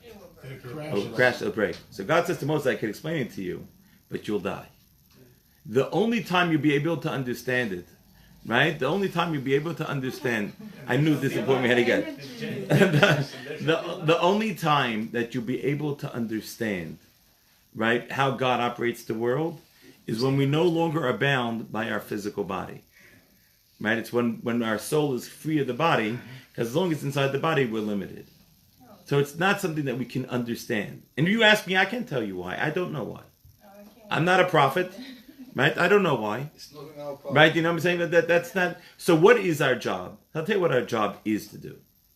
When something happens, our job is to be introspective and look into ourselves and say, what can I do better? Right? And that's my responsibility. Right? It's the only thing. It's the only thing, but not only it's the only thing, it's everything. Right? You understand? It's that ultimately is what we're. And that's what Abraham was trying to do. And that's what Abraham said, right? In comparison with Noah. It compares to Noah. Very good, because when God says to Noah, when He destroy the world, what does Noah do? He just goes into Just builds an ark. But he doesn't try to change. Right, but he didn't go out and say, come, let's talk about this. Let's change your ways. What does Abraham do? He says, let's get out there and let's go change the world. Yeah. Right? He took responsibility. Right? And it's very fascinating. Right? We live in our world. Right? We go about in our world. Right? What's our job to do? Be godlike. Be godlike. Right? Step up to the plate. Take responsibility. Right? We have to step up and say, okay, what can I do? And instead of saying, what can I not do? Right? We have to say, what can I do? Right? Do you understand? And that's really ultimately our responsibility. Because that's the only thing we control. There was a great sage, one of the leading ethicist movements in Europe in the 1800s, and Rabbi Salanter. He's called the father of the ethicist movement. Okay? Rabbi Salanter was a great sage. And he created the idea of, he kind of pulled it out and created his own study of ethicists, okay, right? To Is that Musar? Musar, yeah. The movement of Musar, right? And what happened was he went ahead and he said, I'm going to change the world. And then he does this for a couple of years. He says, you know what, the world is too big. I can't do the world. Maybe I'll start with my continent. And then, a few years later, he says, I'm not going to pull off my continent. Maybe I'll just try my country.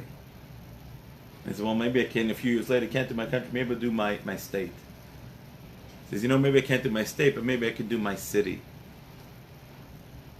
And he goes, well, no, maybe it's not I can't do my city. Maybe I'll just do my neighborhood. And then a few years later, he goes, can't do my neighborhood. So maybe I'll just try my block. And then it goes, maybe not my block, maybe my house. He says, well, maybe not my house, maybe myself. He says, I'm going to change myself, I'll change the world.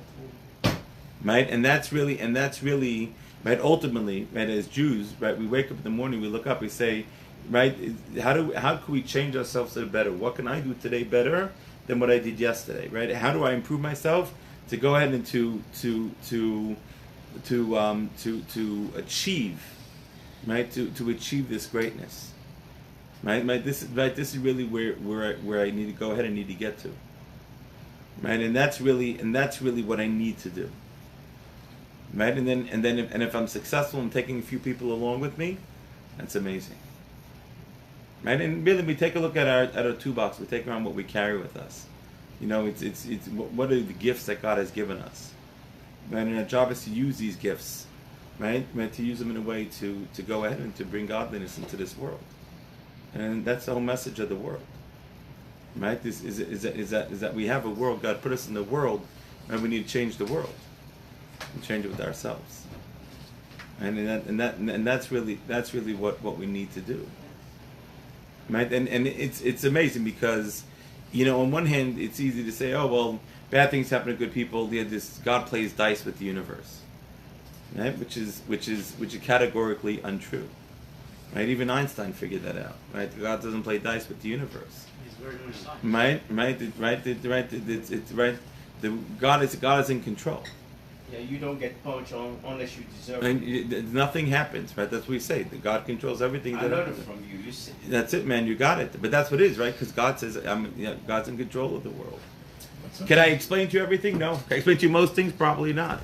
So when the evil people have something good happens to them, they deserve it too? Yeah. Well, you see, so let me just explain to you something very simple. Okay, I'll explain to you a truth, which you'll understand is true, right? Is there anyone who is so totally evil they've never done anything good in their life? No. No. We're all mixtures, right? And by the way, also depending on what we're created with and how much we're created with, what desires, etc., right? With this challenge of mixtures, right? With this challenge of mixtures that are one to another, right? You following? So now, could God say to somebody, you're evil? Right? And God says, what's a wicked person? One who's 51% evil. What's righteous? You're 51% righteous. Okay? Right? Okay? You got to score 50. 50.00001. Okay, right? Okay, you got it. Right? You got to make sure that you get over the hump. Right? You got to make sure that you're going to be that 0.01. Right? That you're over the hump. Right? So what happens is, so somebody goes in and somebody says, you know what? Right? I go ahead. I'm going to do an action. Right? So somebody does something wicked. He's wicked, but he's done 40% of his life. He's done righteous things. So what does he get as a result of those 40% of the righteous things that he did? Another chance at earth? Maybe. But he gets rewarded because God will reward everybody for every good deed that they do. Right? So he has to get rewarded somewhere. Where would God like to reward the wicked person? In the world to come or in this world? The world to come. No. Yeah. This world. If he pays him in the world to come, that's eternity. He pays him in this world. But that's what he would like someone to that's what God liked. Where would the wicked person like to get paid? In the world to come or in this world? This world. If you thought about the world to come, he would be righteous. Right? Right? So he wants to get paid in this world. So what is God going to pay him? In this world, the world to come. What? Most likely this world. Most likely this world. So therefore, so good things happen to bad people. Very simple. Why? It's very simple. I understand it. So they can get the share in the world to come. So they won't get the share in the world to come. The righteous? No, the wicked. The wicked. And why do bad things happen to good people? Because let me tell you something. If you have 20% that you've done of not good things, do you want to get the consequence in this world, or do you want to get the consequence in the world to come? For the 20%. The 20% of not good that you do, right? What do you want to do? You want to clean it out here. You're paying in pesos. You know what I'm saying? You're paying in bupkis. Right? Right? Of course you're doing it here. Right? You want it here. So why bad things happen to good people and good things happen to bad people? I get. It's very simple. Right? The system is set up. So when the righteous suffer, they get the share in the world to come. In the world to come, that's when they get the rewarded. Absolutely. Yeah. Joy was a nurse of critical care of infants. Mm-hmm. They did nothing wrong. Absolutely. You are absolutely correct. And they're in pain. Correct. That's not a reward. No. You said bad things are happening to good people. An infant has done nothing wrong. Okay. So I'm going to give you the most emotionally gratifying answer to myself. Okay? Now, again, remember, right? Children could be punished for sins of their parents. They can. They can. Yeah. They can. It's a verse in the Torah. Actually, it's a verse in the Ten Commandments. No less a place than the Ten Commandments. Okay, right? Is it right? Right? Children will suffer the sins of their parents. So that's clearly it says it there. Okay, so that's A. That's just putting it aside. But now I'm going to give you the most emotionally gratifying answer to me, and that is that most souls have been around before, right? So we have been recycled. Okay, we're recycled souls. We've been around, but coming back around again. Okay, that's what we have. So that baby that suffers and dies might have been a soul that needed to come into this world, right? To suffer in this world for 6 months, a year, 2 years, and then die, instead of getting the suffering in the world to come. So they're not coming back. So they're not coming back after this, correct? They now become completed. Okay. Yeah, right? So they've now have totally perfected their soul in that tiny space in this world. And then, by the way, this is not my answer. Rav Moshe Feinstein, the great halachic decisor, right, who passed away in the world, it passed away in 1986. Well, then he was the leading halachic decisor in the world. A lady wrote him a question. She said, "I had a miscarriage." She says, "I'm in so much pain. How could this happen?" And he wrote her a response saying that you should understand that what you have helped that baby accomplish, that soul of that baby, by letting him being created in spiritual purity and living as a fetus for those 2 months or 3 months before it died, you perfected that baby's soul. Wow. And understand that by perfecting that baby's soul, you've given that soul the gift of eternity that only you gave them.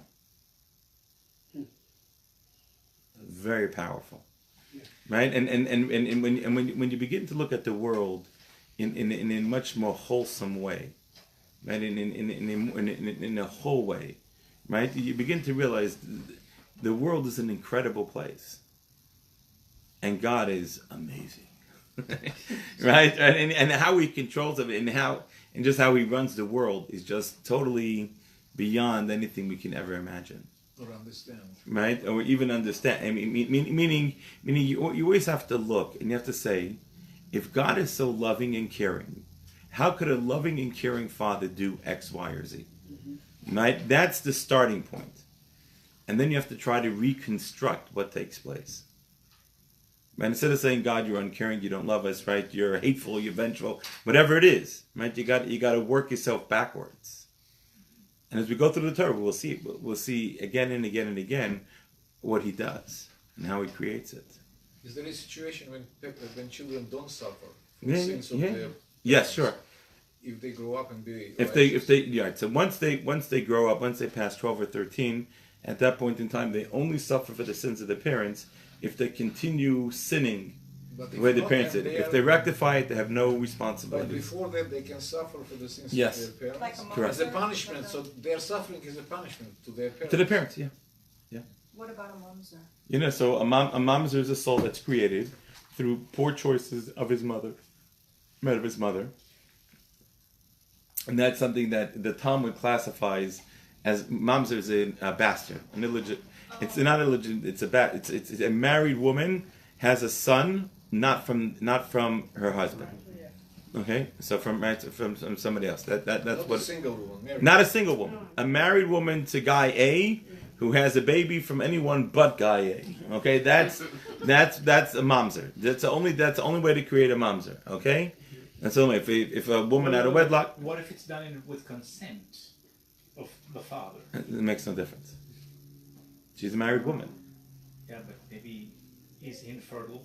No. Medical treatment. Yeah, no. So that's a fascinating discussion. And there are hundreds of responses written about that. Hundreds of responses written about it, and that gets into what is sexual immorality, and how it's an amazing discussion. To me, it is clear, by the way, that Bill Clinton's lawyers were certainly Orthodox Jews. It's not a question in my mind. But but the Talmud discusses all that. It's amazing. The Talmud goes through exactly right what is sexual immorality at which point in time. It's amazing. It's right. The Torah at the end of the day is a law book, and so right what defines, and it's always about creating definitions and understanding those definitions. What's the meaning of the word is? So So Clinton only cheated with. No. Forget it. No. The question is when is something considered sexual immorality? At what point in time? Right, and so like where's the line? And so in Judaism, there's a definition where that line is, right? And so therefore, it is or it isn't. But a bastard, the creation of a bastard is a married woman, okay, having a child from somebody who is not her husband. Consent or no consent makes no difference. And at that point in time, that's considered an illegitimate child. It's called a mamzer. He lives his life as a regular Jew. He has a tough time finding somebody to marry because he can only marry somebody who is also a mamzeres, right? Somebody who. Why you cannot marry? It's okay. It's a whole different discussion, man. You're in Deuteronomy already. I'm like in Genesis chapter 1. Okay, we have to wait till we get there. But the Talmud considers that a case of the Talmud says that's mu'uvos shelo yachol lisko. It's something that we made crooked that can't be made straight. And the Talmud says, what's that? That's a case of a mamzer. That's a case of where somebody is born with, and that's just the way it is. That's a spiritual consequence. It's a spiritual consequence. Oh, yeah. So like in the TV, the Trump with Daniela porn star said that's no. Again, it's not an issue. She wasn't married. It's irrelevant. And sexual morality there's 7 levels. We're talking about a bastard is a special case. Oh, I see. Okay, there's nothing to do with anything else. Okay. Any question, Marie? Oh, so I watched something online. Mm-hmm.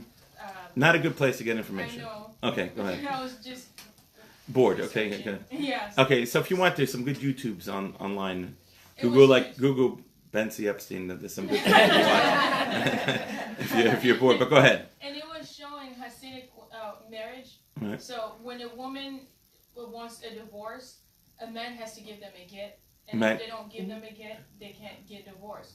So it was this one story about this one woman in UK, and she wanted to get out of the marriage because she claimed she was being abused. Mm-hmm. The husband refuses to give her a get, and he left the country and went to Israel. So right. it's been years, and she wanted to get remarried, and she right. couldn't. So she started seeing someone else, but she was afraid. Right. Have a mom's. Yeah. So. But that kind of paralyzes someone. It is nowadays, but nowadays, it is a. Nowadays, it is. Nowadays, it's. We do not give a divorce unless it's consensual, both from the woman and both from the man.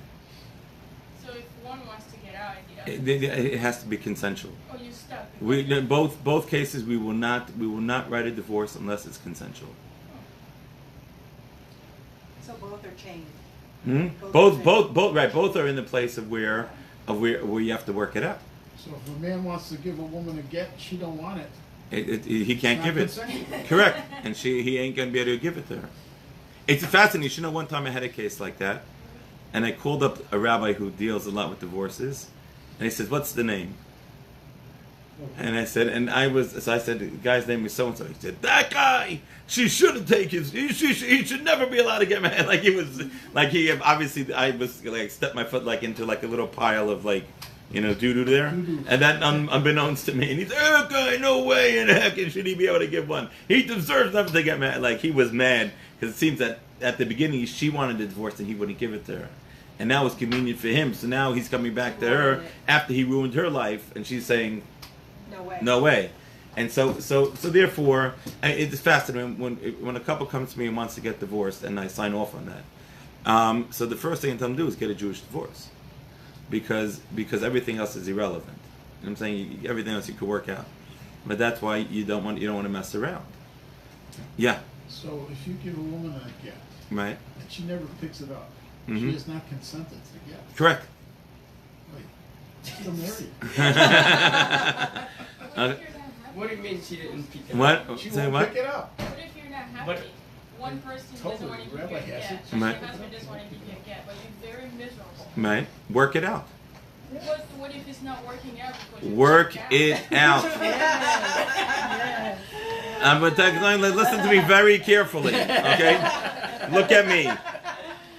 Work it out. Okay? We live in a throwaway world. We used to throw away everything because everything is disposable. And Judaism says marriages are not disposable. Okay? Relationships are not disposable. We live in a world where people are so, you want to know how popular you are, you want to take a look at how many times, how many friends I have on Facebook, right? Come on, get real, right? What's a real friend, right? What's marriage? Marriage is I'm committing to this person. And if the things aren't going well, guess what? I'm going to stick with it and I'm going to work it out. What if it's beating you? No. So beating you leave the marriage and you leave the house and again, and you both have to. It goes to a place of where, she's beating him, right? It goes both ways, right? Less of that. It depends which parts of the country you're in. Okay, right? Okay, so What part of the country is right, no, correct. But verbal abuse is usually the other way around. Okay, and so there's a lot of this stuff, and the answer is. You have to work it out. You have to learn to work it out. Listen, you're getting, when you get married, you're saying, I'm committing to you, right? That's what you're saying. This is serious stuff. And if you're not sure, don't get married, right? But we're committed to working things out, right? And now, God forbid, there are some times when you just can't work it out, right? And you know what you do then? You be a mensch. And you end it, you end it civilly. I'm civilly. Not you end it religiously, but civilly as in being civil. Thank you. Politely. Thank you. That's the word I'm looking for. Right? You end it politely, right? I'm only saying this because that was the case for that lady. Right. But I want to tell you something very important. Okay, please listen to me. Understand that anything you see on YouTube, anything you see on TV. Anything you see on the movies might be true. Might. Rarely is it, but it might be true. So anything that I see, right? Anything that I see, like posters came in, where we're now in the height of election season. It's great, fantastic. They come to my house. You know what I do with the first thing I do with them when they touch my mail? I throw them all out. You know why? Because who says it's true? Yeah. Right? It's wasting my time. Right? And so what happens is, and then people get angry about this stuff, and I just laugh. I say, you're getting angry about something that is or maybe not true, so why are you getting even angry about it? Right? And and then you just have to think. You just have to like you know what I'm saying? Like you have to look at the world, but you gotta understand everyone is trying to sell you something. Right? And so you might have seen it online. It doesn't make it true. Right? You know what I'm saying? Is it possible? It's possible. Has such a thing happened? There have been instances where such things have happened. Right? And in fact, I'll tell you something fascinating. In Jewish law, amen. Amen. In Jewish law, a man is allowed to marry 2 wives. Right? You know that, right? A man's allowed to marry 2 wives. Not Ashkenazi, though. In Jewish law, listen to me carefully. In Jewish law, a guy is allowed to marry 2 women. Have 2 wives. Around 1,000 years ago, there was a great sage named Rabbeinu Gershom. Yeah. Okay? Who went or Lagola, right? He was a light to the exile. He was BMC, big man on campus. Okay, right? And everyone knew him to be this great leader. And he went ahead and he said, from now on, it is forbidden for men to marry 2 wives. Which, by the way, the whole purpose of that was really so that a woman is that there should be no single women, right? Because a single woman in most countries, even today, till America in the last 20 years, 30 years, a single woman was living by herself. Life was impossible. Oh. Really what it was. And you take a look around in most places in the world, it's exactly like that. And so what happened was, so God said, I'm going to make it so the man can marry 2 wives. So therefore, at least there won't be any single women around. So therefore, at least, right, they will have a place to be. They will have a home.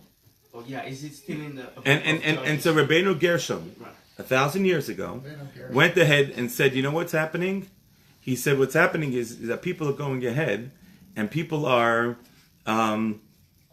husbands, since they can marry 2 wives, if they got angry at their first wife, instead of divorcing her and let her go and remarry, they didn't want to divorce her because then they would have to pay the ketubah. They would have to pay money to divorce her. They said, I can marry 2 wives. I'll just go get married to a second wife. And I'll let you stay in the marriage, but I'll ignore you. Why can't a woman marry 2 husbands? So hold on. So Rabbeinu Gershom said at that point in time, it is forbidden for you to marry 2 wives. Because now it was being abused. He said, that's it, it's all over. Rabbinic, he made a rabbinic decree at that point and forbade that. And said, it's all out the window. It was a fair decision. It was a fair decision. It only applied to the Ashkenazi.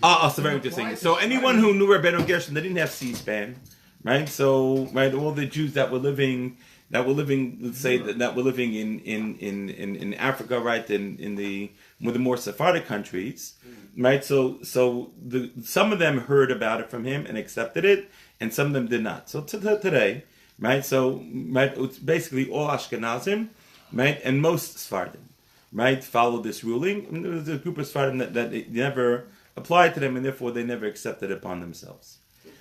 Originally, you should understand, when God created the world, originally a woman was allowed to marry 2 husbands. Okay? Why did it change that? Because when they sinned in the garden, okay, right, when Eve sinned in the garden, right, and she ate from the tree, one of the punishments she got was 9 months of pregnancy.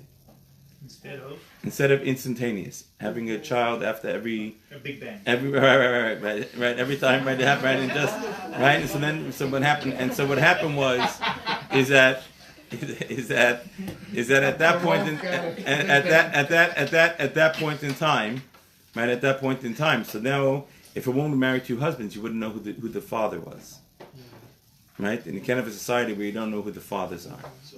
So therefore, at that point in time, it became at that point in time it was gone, right? And so therefore, it became forbidden for her to go ahead and to marry two husbands. So if not for sin, she wouldn't. Not from the garden, she'd be allowed to marry. Hey, listen, her line of credit got cut in half. Rabbi, will you perform my wedding when I take my second wife? You know, to get. Oh no, I will know. I'm not allowed. Well, let's work on the first one, Frankie. Okay. Yes. Let's work on the first marriage. Okay. All right. Okay. So first, before we stop, just quickly, it's the Shabbat project this weekend. There's a YJP Challah Bake tomorrow night for young Jewish professionals at Ohar Torah.